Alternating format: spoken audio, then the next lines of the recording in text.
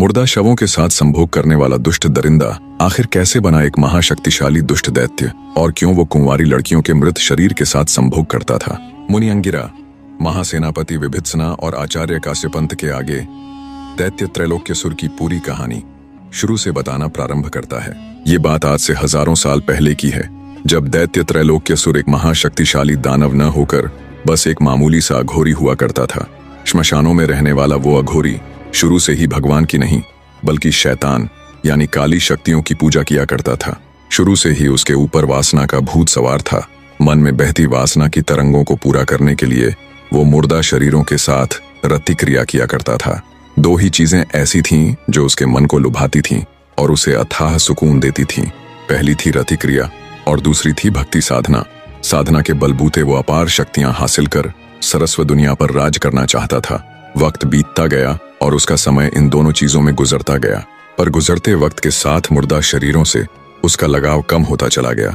अब उसे मुर्दा शरीरों के साथ रति क्रिया में वो आनंद व चरम सुख नहीं मिलता जो पहले मिला करता था। ज्यादा सुख के लालच में वो बेचैन रहने लगा। फिर एक दिन उसने सोचा, कैसा होता अगर मैं मुर्दा शरीर को फिर से जिंदा कर पाता, कैसा होता मैं उनमें फिर से जान डाल पाता।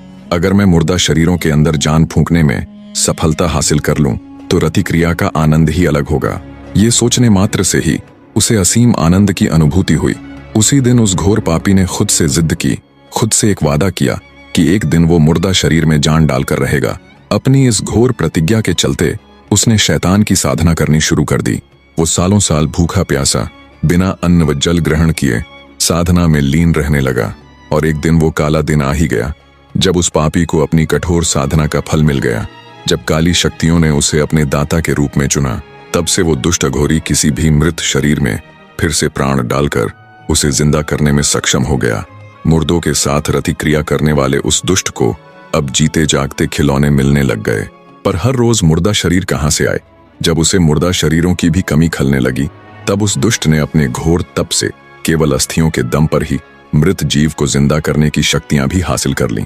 पर उस दुष्ट द्वारा जिंदा की गई कुंवारी लड़कियां जिंदा तो अवश्य हो जाती, पर वो उसकी पुतली मात्र ही बनकर रह जाती, क्योंकि उनके अंदर कुछ भी सोचने समझने की शक्ति ना होती। पर उस भोगी राक्षस को इससे कोई खास फर्क नहीं पड़ता। उसे तो बस अपनी वासना पूर्ति के लिए नए नए खिलौने चाहिए होते जो उसे मिल जाते। अब उसके दिन बड़े ही आनंद के साथ गुजर रहे थे। वो नहीं चाहता था कि उसका ये आनंद कभी भी खत्म हो। उसने एक बार फिर से कड़ी साधना की और अमर होने की सोची, पर काली शक्तियां इतनी सक्षम नहीं थीं कि वो उसे अमृता का वर दे सके। तब उस दुष्ट ने इसका एक हल ढूंढा। उसने लाखों मील और 7 समंदरों के बीच एक के बाद एक 7 ऐसे दरवाजे तैयार किए जिनको पार करना किसी के लिए भी असंभव था। उसके द्वारा बनाए गए शुरू के 6 दरवाजे तो सवाल जवाब के साथ बुद्धि की परीक्षा लेते, और 7वां यानी आखिरी दरवाजा जिसकी परीक्षा सबसे कठिन थी। दरअसल कठिन शब्द का उपयोग करना भी गलत ही होगा, क्योंकि वो परीक्षा बस कठिन नहीं बल्कि असंभव थी, जिसका कोई भी हल नहीं था। उन 7 शक्तिशाली दरवाजों का निर्माण करने के बाद त्रैलोक्यसुर ने उनके भीतर एक तोते को रोक दिया और अपने प्राण उस तोते के अंदर डाल दिए। तमसादे आचार्य काश्यपंत और विभित्सना मुनि अंगिरा द्वारा बताई जा रही दैत्य त्रैलोक्यसुर की जीवन गाथा को सुन रहे थे। आगे मुनि अंगिरा ने बताया, खुद के प्राण उस तोते के अंदर डालकर और तोते को उन 7 शक्तिशाली दरवाजों के भीतर बंद कर वो दानव पूरी तरह से निश्चिंत हो गया, क्योंकि सबसे पहले तो किसी के लिए भी 7 समंदरों के पार जाना ही असंभव था। दूसरा, उन 6 दरवाजों के सवालों का जवाब यानी उनकी गुत्थियों का हल करना भी अत्यंत ही गूढ़ विषय था, और अंत में 7वें यानी उस आखिरी दरवाजे की परीक्षा को पास करना तो नामुमकिन ही था। मुनि अंगिरा की बात सुन बीच में ही विभित्सना बोल पड़ी, बीच में टोकने के लिए क्षमा करे गुरुवर, पर उस 7वें यानी आखिरी दरवाजे की क्या परीक्षा थी? विभित्सना की बात सुन मुनि अंगिरा बोले, सब्र रखो बेटी, अवश्य ही मैं तुम्हें उसके बारे में भी बताऊंगा। आगे मुनि अंगिरा बोले, धीरे धीरे दैत्य त्रैलोक्यसुर की बढ़ती भूख ने उसे और अधिक शक्तियां हासिल करने के लिए प्रेरित किया, और अपनी कठोर साधना के बलबूते पर वो अपने मकसद में कामयाब भी होता चला गया। अब समूची पृथ्वी पर उसके जैसा शक्तिशाली दूसरा कोई ना था। पर कहते हैं ना, जब व्यक्ति को धन या शक्ति हासिल होती है तो वो उतने में भी सब्र न करके और अधिक पाने के लिए लालायित हो उठता है। ऐसा ही दैत्य त्रैलोक्यसुर के साथ भी हुआ। बढ़ती भूख के कारण उस दुष्ट राक्षस ने फिर एक सपना देखा। अब की बार उसका सपना था तीनों लोकों पर राज करने का। अपने सपने की शुरुआत उसने खुद का नया नामकरण करते हुए खुद को त्रैलोक्यसुर का नाम देकर की। त्रैलोक्यसुर का अर्थ है तीनों लोकों को जीतने वाला राक्षस। अब केवल नाम से ही वो त्रैलोक्यसुर था। असल में तीनों लोकों को जीतने का उसका सपना केवल एक सपना ही था।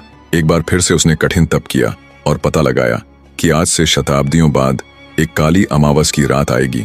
उस रात काली शक्तियां सबसे अधिक प्रचंड शक्तिवान होगी। उस अमावस की काली रात तक उसे 1001 पवित्र कुंवारी कन्याओं की बलि देनी होगी, जिसमें 1000 साधारण कन्या और आखिरी वाली यानी 1001वीं लड़की शाही परिवार से होनी चाहिए, जिसकी रगों में राजसी खानदान का खून हो।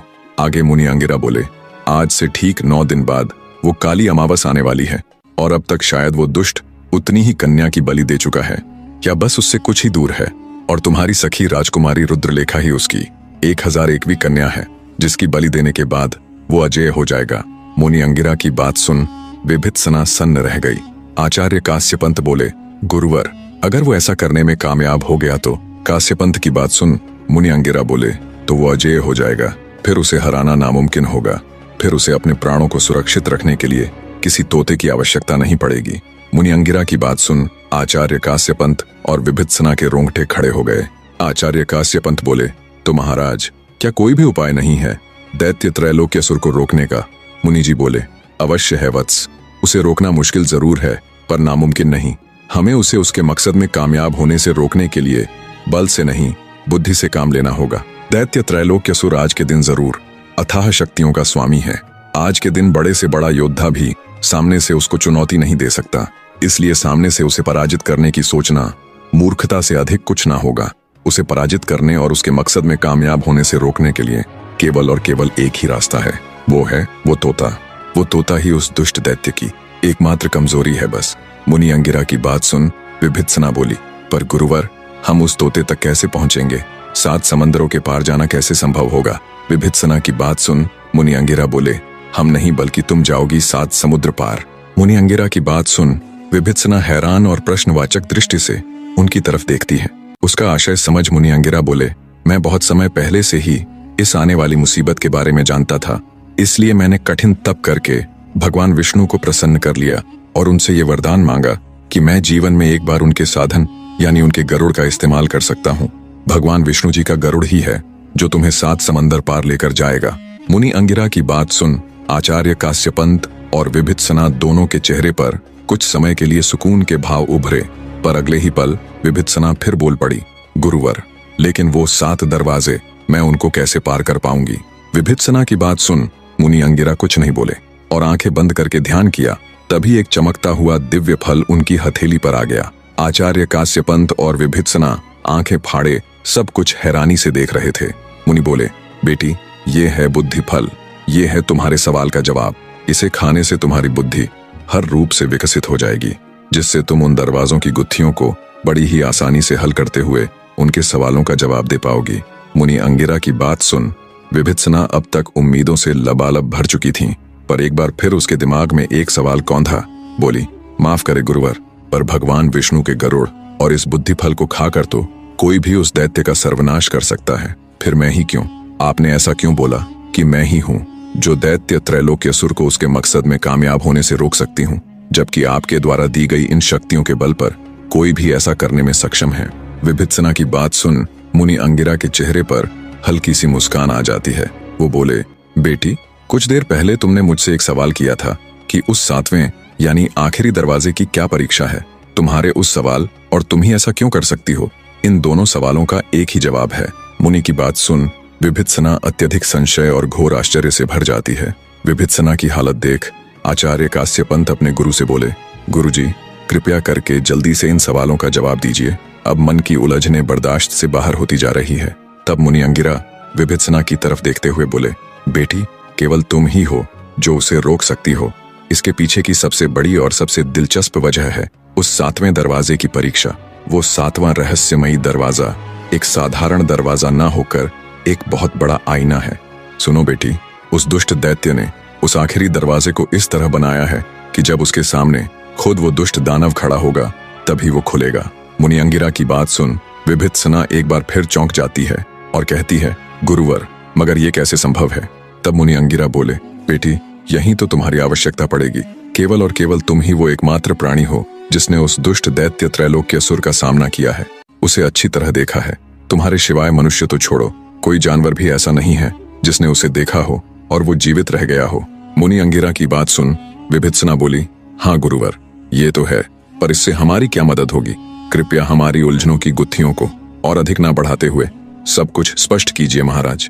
मुनि अंगिरा बोले, बेटी, जब छठे दरवाजे की गुत्थी को हल करने के बाद सातवें यानी आखिरी दरवाजे के पास तुम जाओ तो मेरा ध्यान करते हुए उस दुष्ट दानव की आकृति का स्मरण करना। जैसे ही मेरा नाम लेकर तुम उस दुष्ट की आकृति का स्मरण करोगी, वैसे ही कुछ पल के लिए तुम हुबहू उस दुष्ट दैत्य त्रैलोक्यासुर का रूप धारण कर लोगी, जिसकी बदौलत तुम उस आखिरी दरवाजे को खोल पाओगी।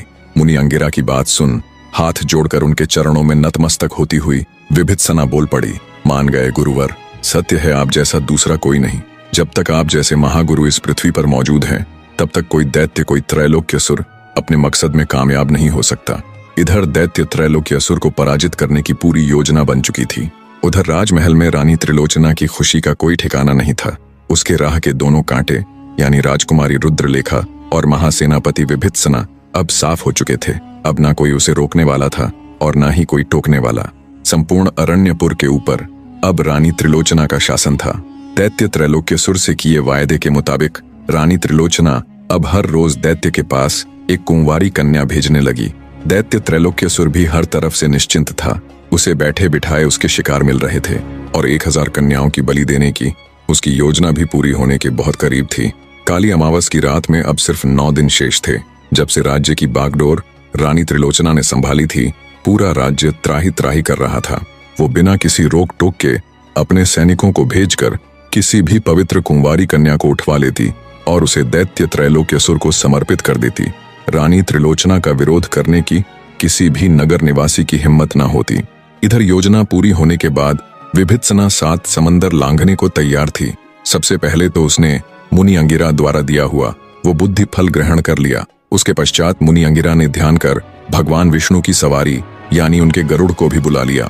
विभित्सना आचार्य काश्यपंत और मुनि अंगिरा से आशीर्वाद लेकर उनसे विदाई लेती है और भगवान विष्णु जी के गरुड़ पर बैठकर अपनी यात्रा पर निकल पड़ती है। उसके मन में दैत्य त्रैलोक्यासुर को पराजित करने की घोर प्रतिज्ञा थी और अपनी सखी यानी राजकुमारी रुद्रलेखा को कैसे भी करके जिंदा और सही सलामत लाने की भूख। तेजी के साथ उड़ते हुए गरुड़ महाराज ने पूरे 1 दिन के सफर के पश्चात विभित्सना को दैत्य त्रैलोक्यासुर के माया जाल यानी उन 7 विचित्र दरवाजों के पास ले जाकर उतार दिया। दृढ़ विश्वास के साथ मन में आचार्य काश्यपंत और मुनि अंगिरा का ध्यान करते हुए विभित्सना पहले दरवाजे की तरफ बढ़ती है। जैसे ही विभित्सना उस चमत्कारी दरवाजे के पास जाती है, वो चमत्कारी दरवाजा खुद ब खुद बोल पड़ता है। दासी रमणिका की पुत्री और आचार्य काश्यपंत की शिष्या विभित्सना, बताओ मैं तुम्हारी क्या खिदमत कर सकता हूँ? दरवाजे के मुख से अपना संपूर्ण परिचय पाकर एक बार के लिए विभित्सना थोड़ी सकपकाई, फिर बोली, मुझे उस पार जाना है। सुना है जो भी तुम्हें पार करके दूसरी तरफ जाना चाहता है, उसे तुम्हारी पहेली का उत्तर देना होता है। हे चमत्कारी दरवाजे, मैं तैयार हूँ तुम्हारी पहेली का जवाब देने के लिए। पूछो क्या सवाल है तुम्हारा? दरवाजा बोला, तो सुनो आचार्य की शिष्या, एक बार एक कहानी का अगला भाग बहुत जल्द आपके समक्ष उपस्थित होगा मेरे प्रिय दर्शकों।